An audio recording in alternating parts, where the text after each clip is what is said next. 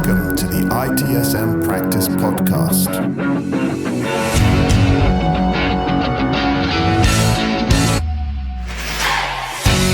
Hello, I'm Luigi Ferri and welcome back to the ITSM Practice Podcast.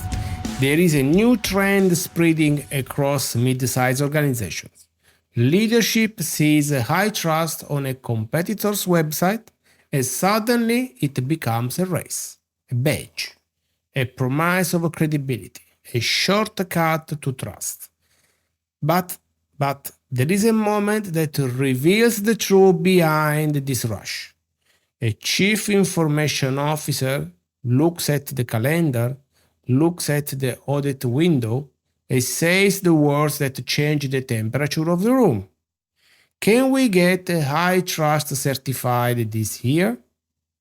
And everyone around the table knows the answer he hopes for is not the answer the organization can sustain. Today we are going to slow the tempo, not to discourage ambition, but to strengthen it, because high trust is powerful, but it requires discipline.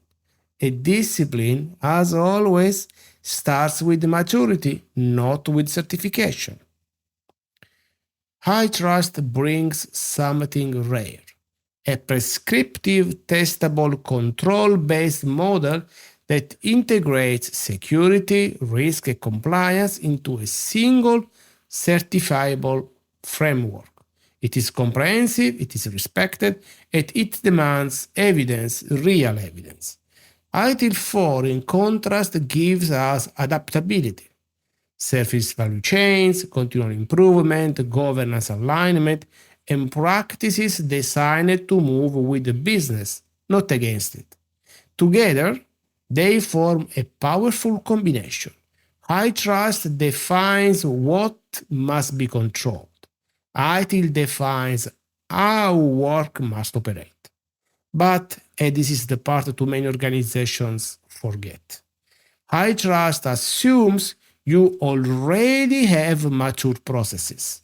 And in mid-sized environments, that assumption is often the first point of failure. I sat once in a steering committee where a chief information officer, ambitious, visionary, respected, leaned forward and said, "If our competitor did it in 9 months, why can't we?" And the room went quiet. Not because the team lacked some capability, but because the team lacked maturity in the processes high trust tests most brutally. Incident management, change enablement, asset governance, vendor oversight, logging, monitoring, documentation, and life cycle controls. High trust does not negotiate with immaturity. It exposes it. And the silence in that room was not resistance, it was recognition. What should you mature first? I want to give you an exercise, something practical you can do right now. Imagine your organization declares, "We are adopting high trust." Before thinking about controls, certification, or timelines, pause. Take a sheet of paper. Draw 3 columns. In the column 1, processes critical for high trust success.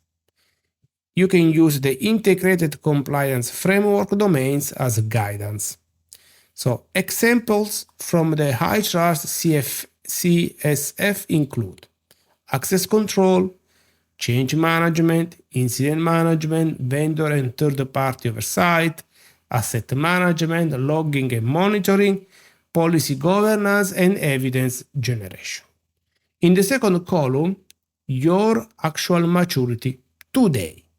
Rate each from 1 to 5. So 1 is informal, inconsistent, 3 is defined, partially followed, and 5 optimized, regularly measured.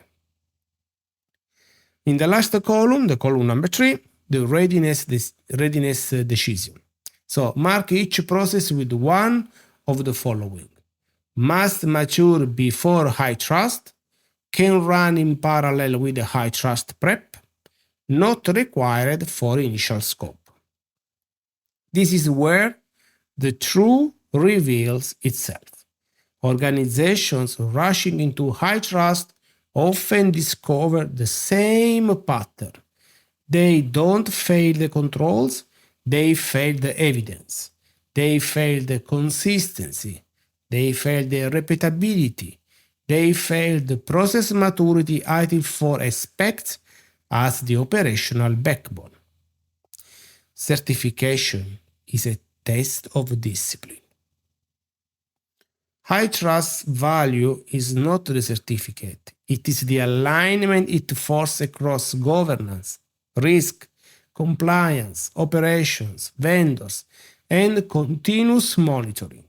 ITIL strengthens this alignment by ensuring teams speak a common operational language, processes follow a consistent life cycle, governance keeps pace with change, continual improvement becomes habitual, not incidental. When combined, the two frameworks do something rare. They create sustained trust.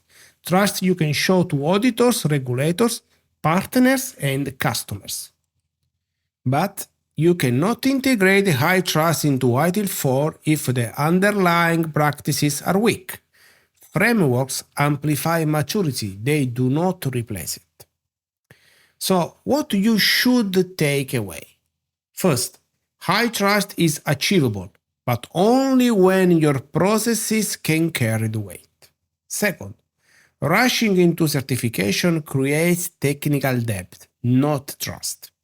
Third, ITIL 4 gives HITRUST the operational spine it requires. 4. Maturity is the multiplier. Without it, frameworks collapse under their own expectations. And the last one, your exercise reveals the real truth, where to strengthen before you certify. So, frameworks give structure, audits give evidence, controls give assurance, but none of them create maturity. Only people do. And that is why the organizations that succeed with HITRUST are not the fastest, they are the most disciplined. Thank you. I'm Luigi Ferri and this was the ITSM Practice Podcast. Arrivederci.